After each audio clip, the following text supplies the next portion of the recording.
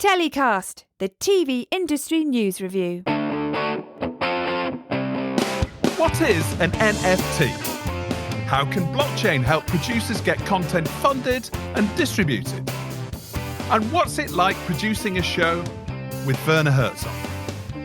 On this week's show, my guests are Cameron Chell, founder of blockchain businesses Currency Works and Vuele, and veteran factual producer Richard Melman.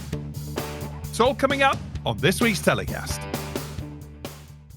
Now, there's currently a lot of hype around NFT technology in the TV and movie industries, but what is it? Is it just a passing craze that could crash and burn any minute, or is it a long-term sustainable business opportunity for the content industry? Well, here to discuss this and more is my first guest on this week's show, Cameron Chell, founder of Currency Works and co-founder of Vuele, the direct-to-consumer content viewing and distribution platform. Welcome to TellyCast, Cameron.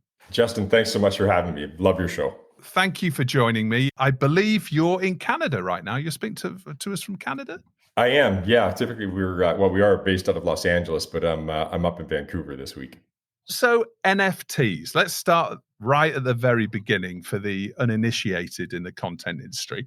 What is an NFT? Yeah, an NFT is basically, it's an address on a blockchain. And what that means is that the content that's associated with that address on the blockchain can have provenance, it can be unique. And what that really means is that you can create scarcity around it. You can also IP protect it. Those are the things that are really quite evolutionary for the whole content industry, because we can finally take digital content and put it in a format where we can create scarcity, where we can create uniqueness, and where we can protect that IP, thus ensuring the value of that content creation for the creator and for the people that own that IP. It's almost like a digital fingerprint. It's absolutely unique and it's protected. Yeah, that's a great way to think about it. Okay. And it stands for non-fungible token, which whoever came up with that could have thought about maybe something a bit snappier, but there we are, non-fungible token. That's a great point. You know, like the original, like so many things in technology and in this world where things evolve so quick and tech is moving at this pace that it is that, you know, the original notion of how a NFT was going to be used is now being used in a much different type of format and in an incredible way. So the kind of the idea that it's non-fungible is counterintuitive, because in fact, what's happening is you're taking this content and you're putting it in a format where it actually has value. So it is fungible in many respects. It is liquid. It does have value. But the original concept of what an NFT would be from a technical standpoint isn't what it's turned out to be. Tell us about Currency Works and Vuele, and you founded both of those companies. Tell us how they work together as well. So first of all, Currency Works. What is Currency Works? Sure. Currency Works is a blockchain, an enterprise-based blockchain that really focuses on organizations and companies that want to utilize blockchain technology for their enterprises, meaning more than anything is that they are compliant. So much of the blockchain work and the incredible work done in this space right now works outside of the regulatory environment. Much of the industry grew up really trying to work around banking regulations or work around regulatory constraints, not necessarily for nefarious reasons, but actually for reasons of better customer service or increased capabilities. The challenge that organizations have with that is that, you know, they already have banking rules, regulations, audit committees, all the things that are in place that provide the consumers or other businesses they deal with the protections or the trust platform in order for them to do business together. So with all the advantages of blockchain, you can't really unlock them if you're an enterprise in today's world because they work outside of the regulatory environment. So the blockchain that we have and the work that we do with the enterprise customers we have all has everything work within the current banking regulations and the KYC, the know your client, the AML rules and regulations, all the IP protections, everything that really makes the economy work. And this is the big differentiator for Currency Works over, say, other blockchains that are open source out there that are a little bit Wild West. Right. We've heard the stories of, of people making just extraordinary amounts of money overnight on Ethereum and Bitcoin and various other currencies. So this is basically, so it's a business that essentially works within regulatory frameworks and gives people a certain amount of protection if they're investing in projects that you're involved with. Yeah. So if an organization wants to, say, for example, launch a film and they want it on the blockchain, for example, and they want to do an NFT with it and such, you can do it on certain marketplaces out there, but there aren't IP protections. If somebody else wants to come and buy that particular movie or the NFT of that movie, there's no know your client rules, there's no banking regulations, there's no all of that type of stuff. And now the challenge with that is, if you can imagine a large studio, wanting to do NFT work or wanting to put their films on the blockchain or take advantage of all the amazing tech that's out there, they can't really do that because they cannot get into a situation where they have people buying these NFTs or trading NFTs or circumventing securities regulations or accepting money from nefarious actors and such. And so the whole blockchain and the market won't mainstream until we can get the larger organizations or the mainstream organizations in a position where they can actually transact on blockchains. And that's really our focus. And so Vuele is perhaps a business that maybe a little bit more familiar to the content industry audience. But tell us about Vuele. Yeah, so Vuele is a subsidiary of Currency Works, and we started it with a company called Enderby Entertainment. The concept being that an NFT platform is, in many respects, a fantastic platform to do actually film distribution, but to have the added features of digital collectibles and for the consumer to be able to actually own that particular movie or special versions of that movie. So imagine, if you will, Netflix, but instead of just getting a streaming service, paying your $12 a month or whatever it is and being able to watch this unlimited content, you're actually on Vuele able to purchase that special edition director's cut of that particular movie, early release, pre-even red carpet release, and all those types of things. And along with it, you get special outtakes or interviews, all of these pieces of content that will never be available in theater or on streaming that add to your digital collection. And you're part of a community that may be a super strong community or fan of Anthony Hopkins or of Pulp Fiction or whatever particular movie series there is out there, and you can actually collect all those assets just like we used to collect DVDs. Right. Okay. And you created Vuele, as you say, as a joint venture, and this was to distribute Anthony Hopkins' Zero Contact movie, which is a bit of a game changer. Tell us about that. The first movie that we're launching on Vuele, and we did a pre-release NFT with it, which was successful, is Anthony Hopkins' Zero Contact movie. And so this is a movie that was produced by Enderby Entertainment during the pandemic, done in an extremely unique way, and with an incredible cast involved and a great storyline. And so I'm not trying to give away too much, but at the end of the day, we did a release of 11 NFTs, very special cuts of the movie. And in fact, a number of those cuts, people actually, when they buy the NFTs, have the opportunity to be in the movie. And then the next versions that are being released here early in the new year are a version of the movie that will never be seen in theaters or on streaming, but you'll be able to have them on your Vuele account.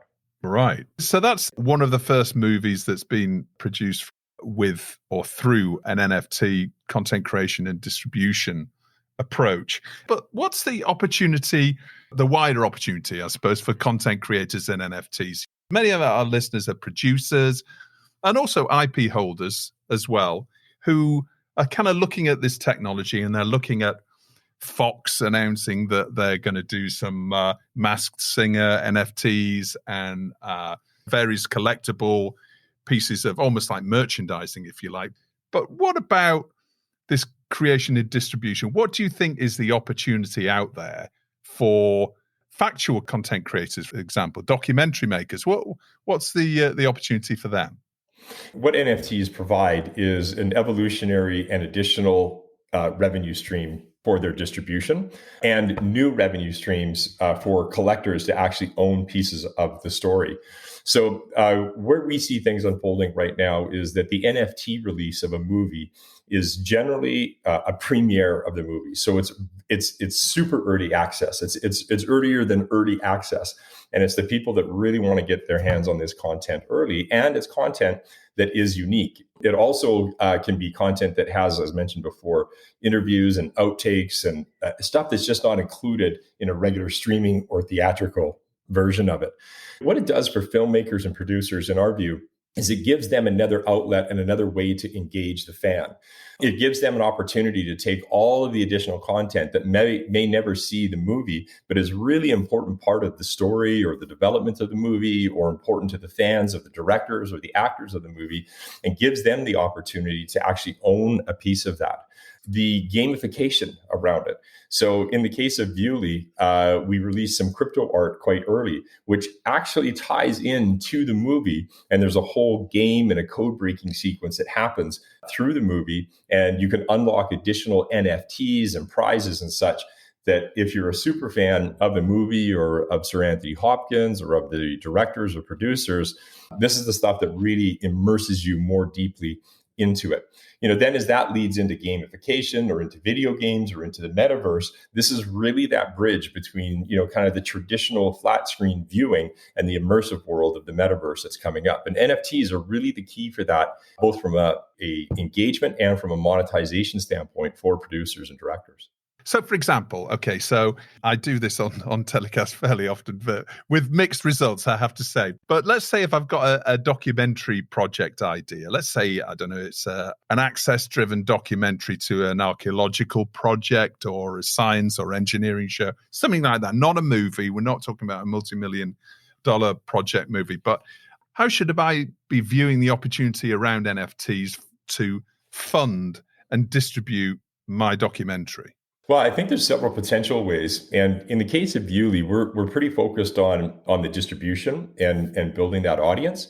But the creative means of what you can do with the NFTs and the campaigns that we create really are quite limitless. So, I mean, just literally off the top of my head, in the case of a documentary, you could be taking a number of the artifacts that are in that documentary, for example, if it's about a museum per se, and those can become NFTs. Unique views of them or special content that's created around that particular artifact with an interview of the curator or of the archaeologist, and done in a way that nobody, and just giving tidbits of information that really aren't available, or in-depth pieces of information that aren't really available to say that are in the documentary. That NFT could also give you access to the museum. It could act as your ticket to the museum or to a private showing, or to any number of special promotions or insights that people who are really engaged in that piece of content that want to get more immersed into that content. Those are just like right off the top of my head, a couple of the ideas. Now, listen, I don't think that there's a museum in the world 5 or 8 years from now that isn't going to have its own metaverse. And so being able to then, that NFT being able to give you special access into the digital metaverse of that museum, unlocking particular vaults or getting special access to see things that aren't yet quite on display, or early access to the next upcoming exhibition or such. These are all the, just right off the top of my head, the ways that museums or documentaries could use NFTs. So producers should really be looking at this as not only creating the hour-long or feature-length special documentary, they should also really be thinking about, okay, how can we monetize the content in this project? And also, maybe there could be a crowdfunding element to this as well. So you could actually raise development costs through offering NFTs once you have the access to the show. And then that can help you fund the documentary. And then, as you say, there could be an early window, which could be another opportunity to monetize it before you even sell it, if you want to sell it to a National Geographic or whoever it is. Yeah, one of the great things about NFTs is that they are unique content, so you can create a limited number of them. And so what that then means is you can have a trading platform. So if somebody gets an early access to an NFT and there's a limited number of them, and then that film does very well, or that documentary gets very popular, or the subject matter becomes very topical, other people and the general public gets interested in it and wants to own that content. So now the content that you bought early potentially has a greater value later on. And so there's this whole notion now of the scarcity that's created by the blockchain actually creating value. And so, these are ways that people may buy NFTs up front in a movie to get those special pieces of content, maybe with the notion, certainly not on the promise, but maybe with the notion that that content has greater value later on. So if you could imagine a piece of Pulp Fiction, if I owned an original, outtake that there was only ever 4 of them released, and it became this classic cult movie, I was only one of 4 people or 200 people that ever owned that piece of content. Like any other piece of scarce collector or memorabilia, in theory, the value of that should go up. Funnily enough, I was just watching some of the Ricky Gervais outtakes from After Hours, and he's famous for doing outtakes for all of his shows, Derek and various other shows that he's had over the years. And actually, first of all, they're super funny, but if they were offered as NFTs, then I can imagine that would be incredible. I think there'd be a real market for that. And I suppose that the key to this, isn't it, is really creating content for an audience of super fans, of maybe niche, really, really passionate fans of a particular subject or sport or whatever it might be, who want to be part of this project in some way, shape or form. Yeah, I do think that that's key to making your NFTs very successful for a particular project. But in terms of the overall market for movie NFTs, it's as large as pretty much any market out there. If we think about sports leagues or what the NBA has done with Top Shot, because we're thinking about all of fandom here, we're thinking about all of film and TV, which if you think about that as a size of a league or an industry, it's absolutely massive. So I may not be an incredible super fan of a particular type of comedy, and so I don't really want to collect NFTs in that space. But I might be a fan of documentaries or of action films or dramas of some sort or whatever the case is. But the overall market, that doesn't mean that I won't go and buy an NFT in the comedy space because it has value and because it might be a classic. Collectors in all realms of the collecting world, tend to stick to their niche, but the overall market that they collect in is quite large. So, I certainly see this. I really, over the course of the next year to 18 months, I have a hard time imagining producers and filmmakers and the TV industry not considering NFTs as, kind of like that fourth arm of distribution or whatever the number, so you've got you've got theater and you've got streaming and you've got, home and you've got, whatever, but NFT will be, absolutely one of those categories. And it may look and feel a bit different, but it's got some big advantages and opportunities in it for the entire industry. And now it's time for your story of the week, which is the TV industry news story that's caught your eye in the past 7 days. What's your story of the week? Well, certainly the Quentin Tarantino releasing NFTs and then getting sued for it. To me, I think this is terribly interesting, because the studio is actually coming out and saying, oh, well, we were going to do NFTs around it, and Mr. Tarantino doesn't have the rights to do this, and all the rest of it. But I think this highlights 2 things. First of all, I think it highlights the potential and the recognition of the industry from heavyweights that are saying, hey, wait a minute, there's real value here, and we're going to start working in this NFT space. There's a way to engage with our customers. There's a way to create additional distribution. And so hence, there's a fight over the IP. At Vuele and at Currency Works, this is exactly the space that we work in. It's one thing to take a piece of content and just put it up there. But, probably the worst thing you can do is have success with it and then not have everything buttoned up behind it in terms of who owns the IP, who's going to earn the revenue, what are the fans' rights around it? The list goes on and on, and it can get incredibly complex.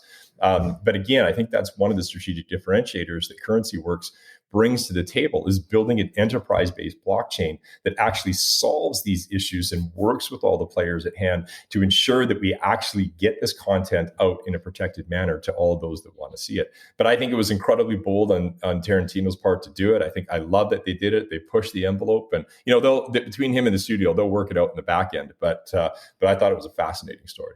Yeah, it is. And it's just, more I think about it, just thinking about Star Wars, Star Wars NFTs. I mean, it's extraordinary, isn't it? The potential out there. And for any producers out there who are working on these projects that have got really passionate fan base, it's a really, really interesting area that I know that we're going to return to on TellyCast. In the meantime, Cameron, thank you so much for joining us. I'll put a link to Vuele in the episode description so people can go on there and check your business out. And thank you again for joining us, and all the best with Zero Contact and Vuele. Great. Thanks so much, Justin. Love your show, and congratulations on all the success. Now, my next guest on this week's show is one of the industry's leading factual producers and former A&E Networks execs, where he was channel director for brands including History, Military History, Crime and Investigation Network, etc. He also spent 9 years at Spring Films, where he was managing director and exec producer on a number of leading factual projects, including the award-winning Prison series for Channel 4 and Werner Herzog projects, including Meeting Gorbachev and Into the Inferno. Welcome to the show, Richard Melman. How are you doing, Richard? Thank you. I'm doing fine, thank you. How's things with you? Yeah, very good. Very good. It's great to have you on, Richard. We had Andre on, I guess it was about a year ago, or around the last Real Screen, I think. Real Screen that was virtually happening anyway. So it's great to have you on. Now, you're no longer a managing director at Spring. So tell us what you're up to these days. Well, I did 9 years at Spring, which I enjoyed enormously. And Andre and I produced a lot of good shows together, including, as you say, 3 films with Werner Herzog. Happy to show you the scars later, if you like. But that was a really interesting experience. Yeah, it was just one of those things. After 9 years, I felt I'd done as much as I could with the company, and I just wanted to go and take it a bit easier, look at a few other projects that I couldn't do within the company. And so told Andre I was off. And then immediately we got hit by COVID. Andre asked me to stay on and wait out COVID, which I was more than happy to do. So I actually left at the end of 2020, having sagely advised the Spring team in March 2020 that as we closed down the office, they should take everything they needed because we could be gone for 2 or 3 weeks. Yeah, that was a year and a half ago. But things are slowly getting back to normal. I had 2 projects that we'd had commissioned whilst I was at Spring. One sequence of the Imperial War Museum for Channel 5 and another series for Channel 4 called The Defenders, which I wanted to see it to the end, and Andre was happy for me to do so, so I stayed on to finish those. And then whilst I was busy doing those, I got a very odd phone call in December last year from someone who said, "You don't know me, but I'm launching my own wine channel, and I've been told you're the person to speak to." And I thought, okay, a bit suspicious. I've had many requests to help people launch channels over the years.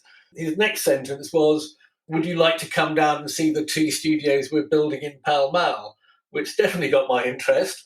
And I went down, and several glasses of wine later, we launched a 24/7 4K global wine channel where we make about 85% of the programs ourselves. Wow. So, yeah, my semi-retirement has been quite hard work, to be honest.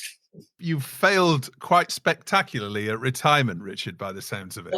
Yeah, I take that on the chin. And I imagine any time you get a call out the blue saying, "You don't know me," and it's like, oh, hang on, that's a bit worrying. Yeah. But A lot of people have dreams. Grant Ashton, whose wine channel The Dream is one of those guys who just makes decisions and off we go and do it. So, which is rather wonderful working. The last person I worked with, quite like Grant, was actually Ted Turner back in when he was running CNN.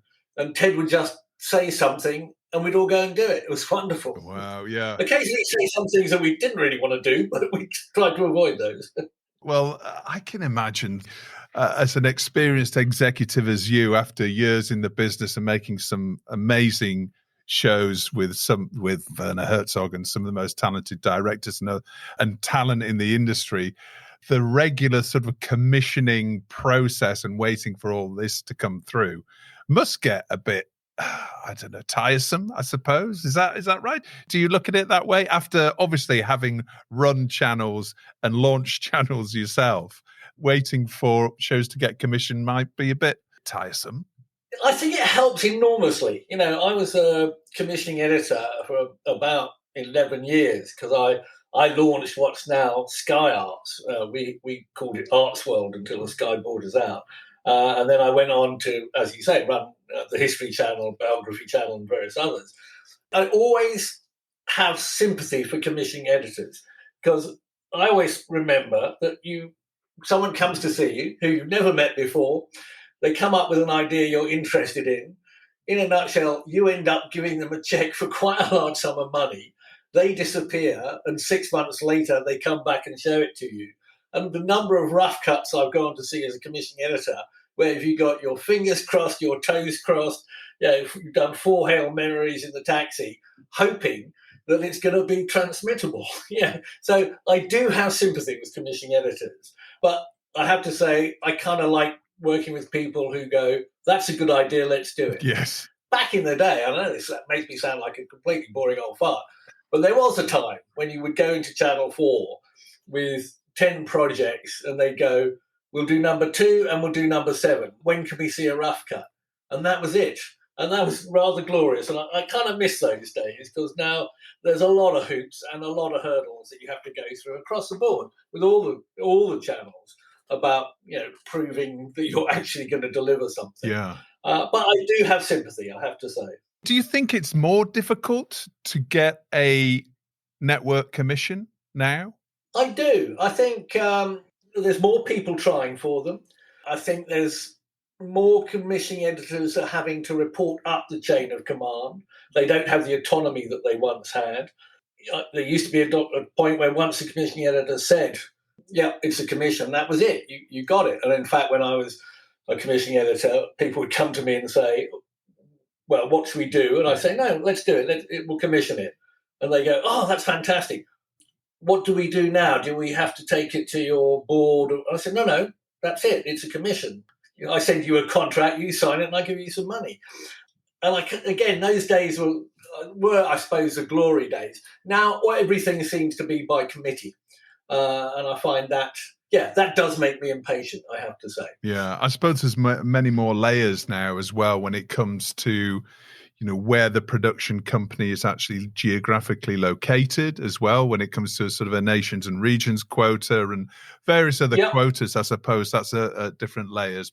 Interesting what you say about looking at things from a commissioning editor's perspective. I never really thought about that. Maybe we should do a show on that one day when I speak to some commission editors, because I suppose you're right, particularly if you're working with a producer for the first time, you don't know what you're going to get. Yeah, I turned up once to a rough cut viewing and the producer was there and I said, oh, where's the director? And he went, oh, he had a bit of a nervous breakdown on the first day of shooting, so I took over. And I thought, and you didn't think that was worth mentioning to me, I wouldn't have minded so much, except it was a terrible film. And we had to spend another week in the cutting room trying to get it back on track. So you really do. Your heart is in your mouth sometimes when you're working with newcomers. And particularly, I was always very keen on giving people their first break if I thought they were good. You just wanted them to deliver for you, because I had a board I had to report to, and if they said, why did you spend that 6-figure sum on a show that got 0 ratings, you had to have a good excuse. Yeah, well, no, it's something that we don't often think about. That's for another show. So just before we come on to talk about Secrets of the Imperial War Museum, which you mentioned earlier, just tell us a little bit about the Wine Channel then. So is that what it's called? It's just simply the Wine Channel? Or? No, it's called 67palmal.tv. It's based on the Wine Club at 67 Pall Mall. And in fact, the studios are at 58 Pall Mall overlooking the Wine Club. And it is everything to do with wine. And when I took this up in January last year, I was thinking, God, how long can I keep that one running? We haven't even scratched the surface. the world of wine is truly remarkable, and the politics and the power plays and the stories behind it are just almost infinite. Just having so much fun putting together these stories.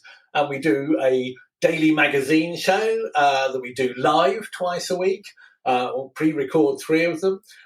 We've shot in 18 countries under lockdown by using stringer crews, and we genuinely are having a great time putting together a remarkable array of programs, all based on the story of wine. And the great thing is that the club itself, 67 Pall Mall, has got such a good reputation in the wine world. All the great houses that we've approached, the great vineyards, the names that you all instantly recognise as being, the Grand Crus of the world.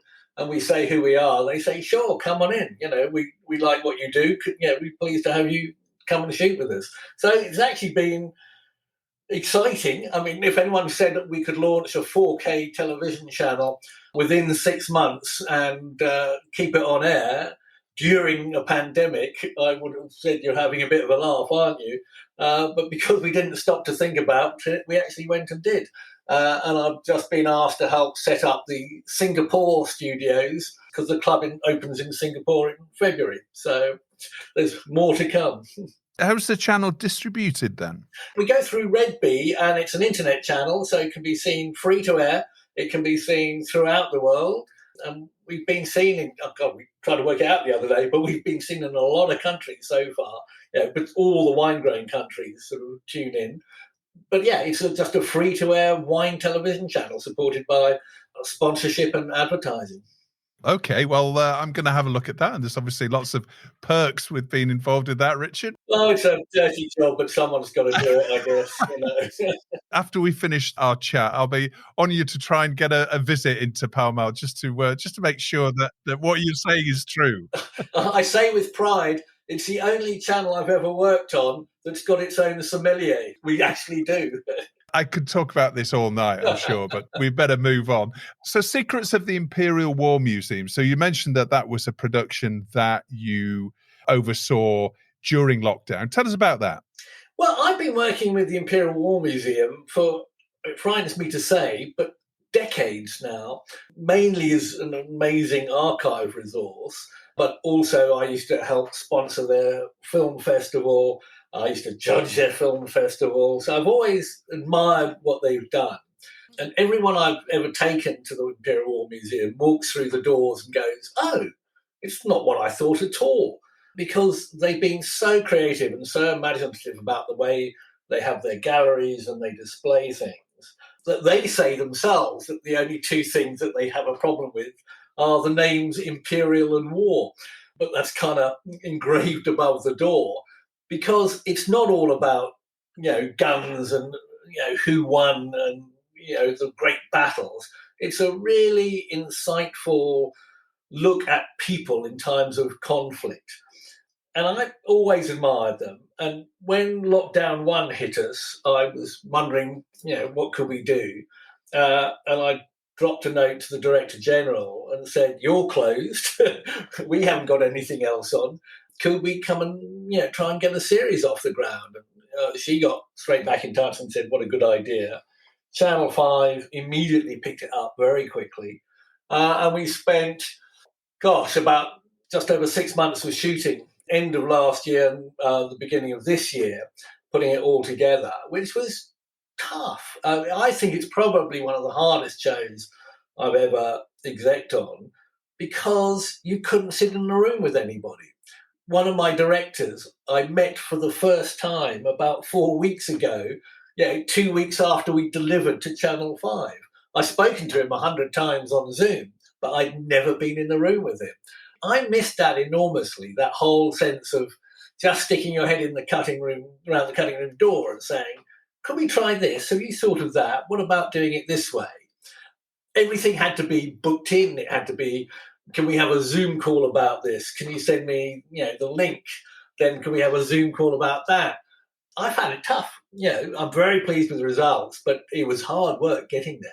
And not only that, for Chris Barkin, our series producer, almost everybody who appears in the film We had to get back off furlough. Furloughs had to be cancelled. We had to bring people in because the museum was closed. I think they had a working staff of less than 50 people at one point. We didn't want to produce a series that was specific to being in a pandemic. Obviously you see people wearing masks and a few things like that, but we never allude to the fact that this was a show shot in lockdown, because we wanted to have a shelf life of much more than that. The IWM were magnificent. They pulled out all the stops. They got people in. We arranged all kinds of things for us to do. I don't think you really notice, much as I'd love a little card at the beginning of the film saying, you wouldn't believe how difficult this was to do and how little money we got it for. I think it stands by its own merit. So I'm really pleased with it. And the title is Secrets of the Imperial War Museum. What are the secrets then that you're revealing? IWM has 33 million objects and about 28,000 hours of archive film. So and I think one of the things that people don't realise is they also look after HMS Belfast, Duxford Aerodrome, the IWM North, and the Churchill War Rooms. So just the content alone is pulling things out of storage that they've got nowhere to put. Probably, I don't know what the percentage is, but probably 90% of the things that they have meticulously recorded and preserved rarely get to see the light of day. So we spent a lot of time delving into their storage rooms and helping discover new things. We looked at the story of there's been the famous Battle of the Somme film shot in 1916. There's been one guy they've been trying to identify. So we looked at how the work going on about trying to identify one of the people who appears carrying a wounded soldier down a trench. And they've had, I think, 90 different claims over the families that say that was my granddad. And they're bit by bit, they're whittling it down. And just the work they do is just so extraordinary about how they set things up. They've just launched a brand new World War II gallery and a brand new Holocaust gallery. It's taken, I think, about 5 years from conception to opening the doors on those. And it's looking at just the work that goes into putting one small object. You think, right, put that there, that there, that there. Oh, no. These things are meticulously mapped out, planned. How's the visitor going to experience it? Will they understand it? Which way should it be facing? So all of those internal secrets of running an amazing institution come out in the show. And half of it's run by unbelievably experienced curators and a lot of volunteers, and that really comes across. The people who run these things do it for the passion. They're certainly not, I don't think they're doing it for the money, but it is the passion for these incredible stories. And I think most importantly, what we really try to get across in the series is the museum's about personal stories, and it's about the people behind the objects. And I think that really comes across what terrible things they were involved in, they saw, the heroism, just a million stories, 33 million objects, 33 million stories, I would say. With this brief pitch to Channel 5 to say, can we go back and do series 2? Yes. Yeah. Well, it sounds like you've got enough source material there. Yeah, I'm working on series 15 at the moment. And I'm not running short. Well, it's quite interesting when we're talking about archive, when we're talking about artifacts. Earlier on in the show, I was chatting to Cameron, who's a NFT technology expert, and we were just talking about non-fungible tokens and blockchain and how that was affecting or may go forward and affect the factual industry, not just factual, but content production and distribution going forward. Is that something that you might consider, do you think, non-fungible tokens and generating projects, crowdfunding them and distributing in that way? Yeah, I've never said no to anything. I'm always up for the challenge. I'm curious, put it that way. I think certainly crowdfunding has been a big asset, particularly if you're trying to get your first film off the ground. Whether having a personal key to my unique film that only I can see is the way forward. Most of the things that I make, I hope get seen by millions. I haven't ever made a film for a small person who can pay a lot of money for it. Yeah. I don't think you should reject anything. Yeah, I'm all in favour of people who just go and get something funded. Anything you can do to get your film off the ground is okay by me. Andre and I made a film with the Imperial War Museum, which is one of the reasons I got to know them so well, about the liberation of the concentration camps that we did in 2015. And it was about a film that they had in their collection that was unfinished. So they were trying to finish it because it was made in 1945, all shot obviously in black and white, and it contained some really tough graphic footage of the liberation of Bergen-Belsen and Dachau and various things like that. I must have been told, I can't even begin to count the number of times I got told, you're not going to fund that. It's black and white. It's about the concentration camps. I wouldn't bother if I were you. That spurred me on even more to go, no, I'm going to get this funded. And I think in the end, we had 7 separate funding partners, all of whom were putting in various amounts of money, all of whom wanted editorial control. So it wasn't the easiest show to put together. But in the end, we went off and he said he modestly won an Emmy for it. So I'll do anything, anything, let's say, mainly legal, I will do to get something funded if I believe in it. And I'm all in favour of, if someone says, I'll do it through an non-fungible token, fine, I'm in. How do we do it? Go for it. Content funding is changing seemingly week on week. We're hearing, lots of different models that distribution companies are launching, co-producing, but sort of co-producing in all but name, if you like, and commissioning their own content. And as you say, there's these non-fungible tokens and blockchain and various other routes to market. I mean, with all of these new funding pipelines, if you like, at the same time, we're finding perhaps commissioning is becoming a little bit more difficult. There are more hurdles to get your project commissioned. It sounds to me like there's actually more opportunities to raise financing. Oh, completely. I think you actually put your finger on a crucial part of the industry at the moment. Even 10 years ago, if I'd said to you Netflix, you'd think, oh, those are the people who send DVDs, through the post. Now, every producer and director I meet says, do you think we could get Netflix interested? They've revolutionized, certainly factual program making. I was told throughout the vast majority of my career, people don't watch black and white. They don't watch anything with the subtitles on. Netflix has just blown that out of the water. They have Oscar-winning films in black and white. They have subtitles on anything. Squid Games. God, that's one of the most watched programs in the world. I watched it in Korean. It was much better that way with subtitles. So I love that. I think it's so exciting. We've worked for Netflix, Apple, HBO, and the fact is that they're prepared to take so much more of a risk and have the funding to do what they want to do. Certainly when I first started working with Netflix, they were, I think, willing to put a lot more money than they are now.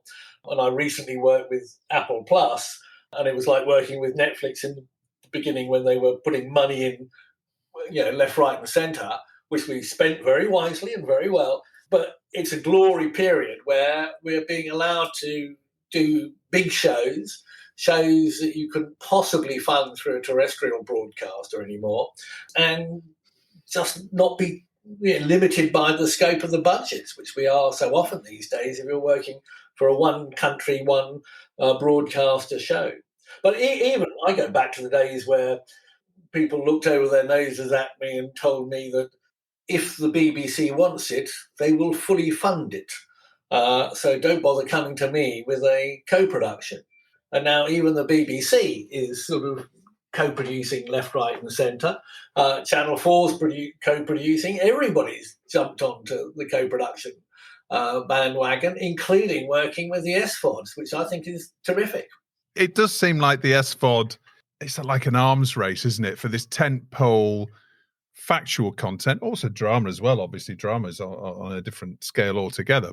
But when it comes to these big feature docs, I mean, we're about to see, for example, the Beatles 3-parter come out on Apple Plus at the end of this week, which is going to be amazing. Essentially an archive show, but obviously this must be the mother of all music archive documentaries. It seems that there's no shortage of great projects there that are being funded and that the big companies are really focusing on. But I wonder whether the middle ground of like mid-budget shows, are they getting squeezed? Do you think it's more difficult to get those sort of shows away now? I mean, for example, Prison, which was a remarkable series. It was really fantastic.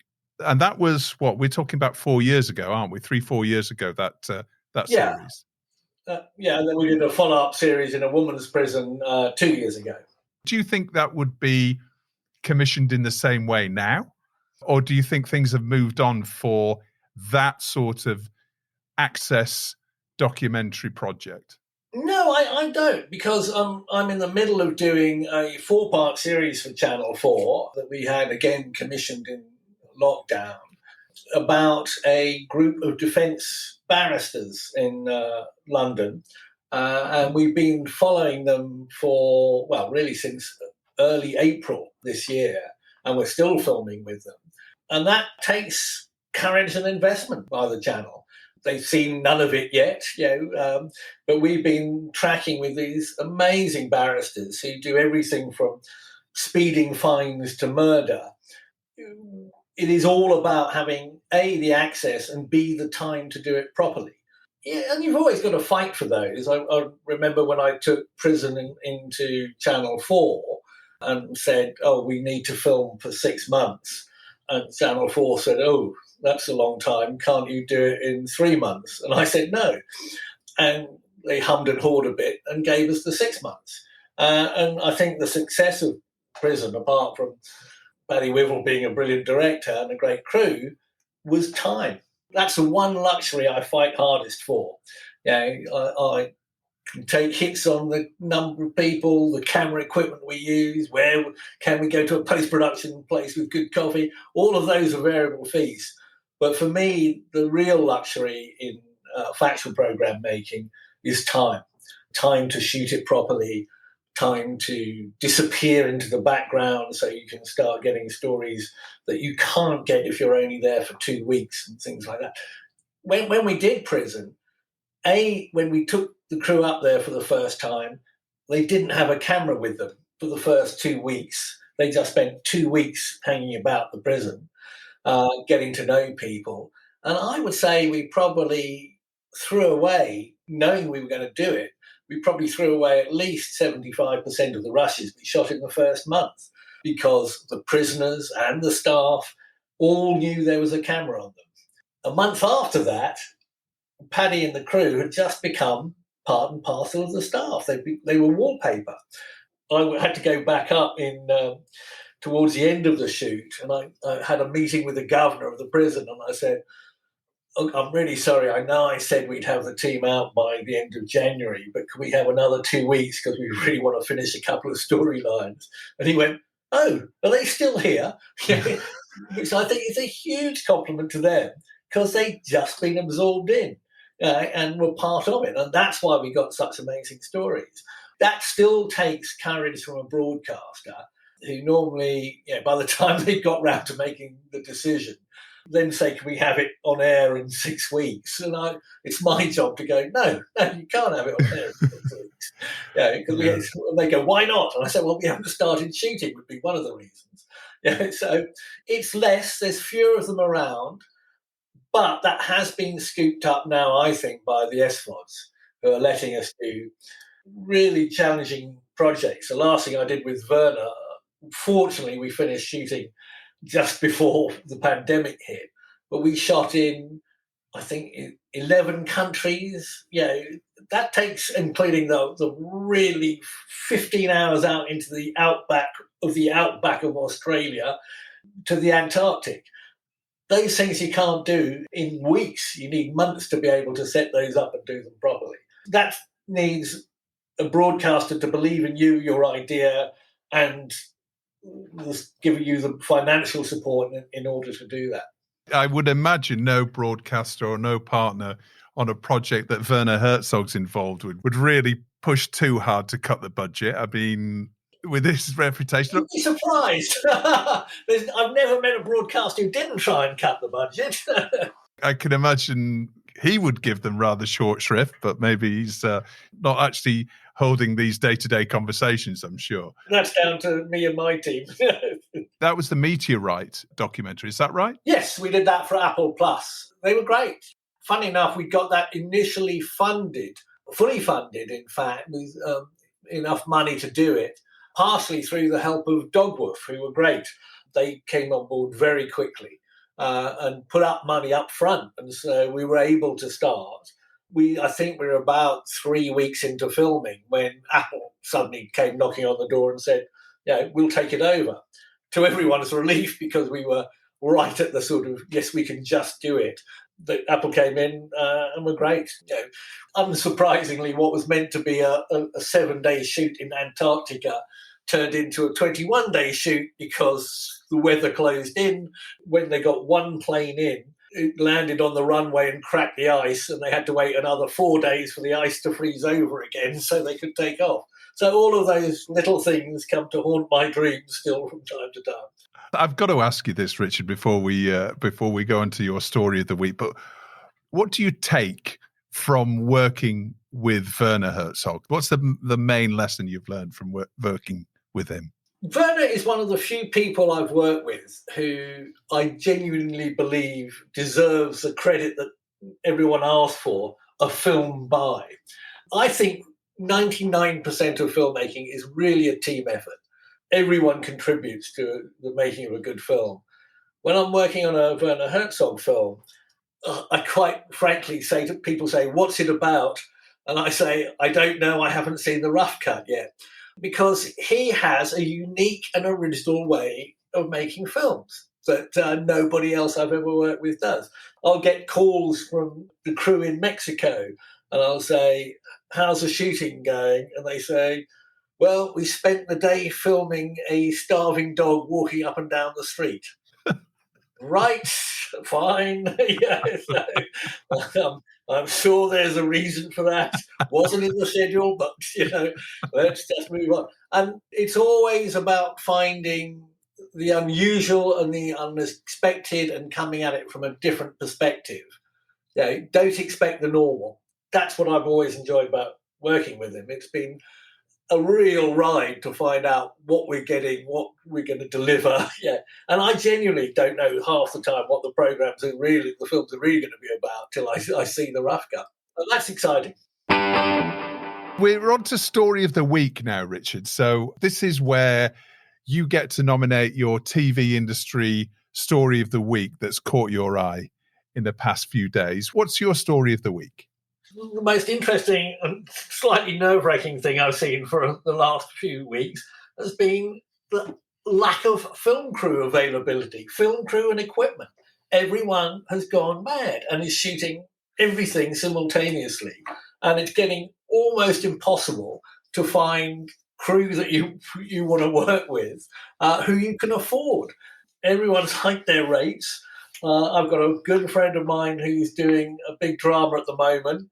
And two fairly senior members of his crew did 2 weeks on it before they disappeared off because they got poached by someone who was prepared to pay them 50% more. That's what's fascinating me at the moment, is what's going to happen over the next 6 months as we all start to battle.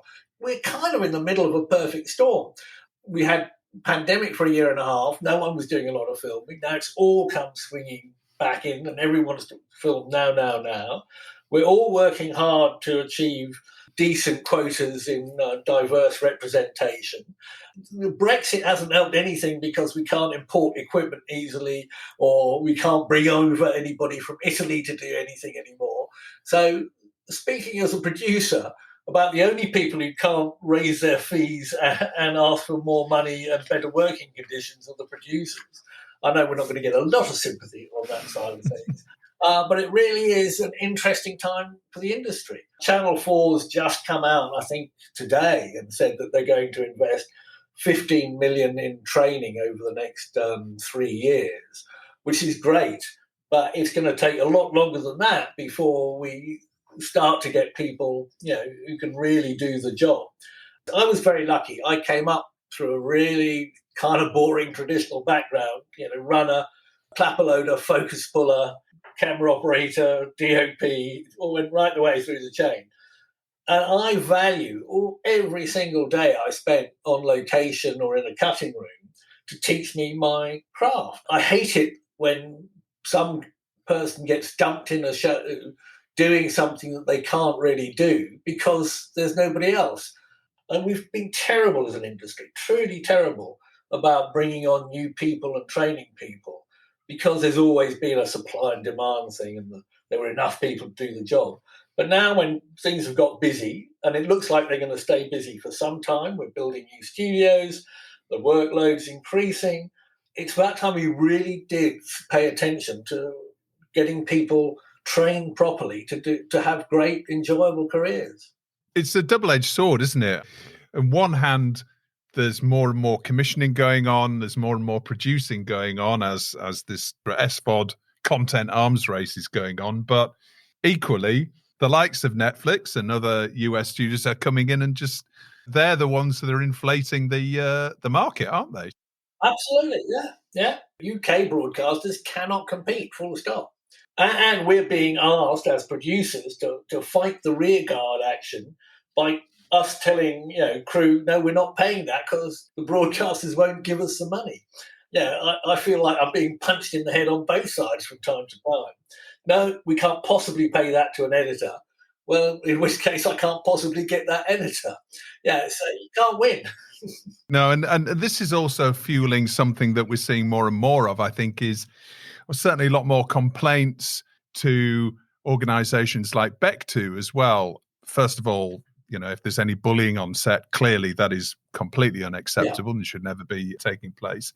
But, there may be some of these cases where, as you say, some crew members are being parachuted in through necessities, through sheer desperation in some cases of some producers to do jobs that they're not qualified to do.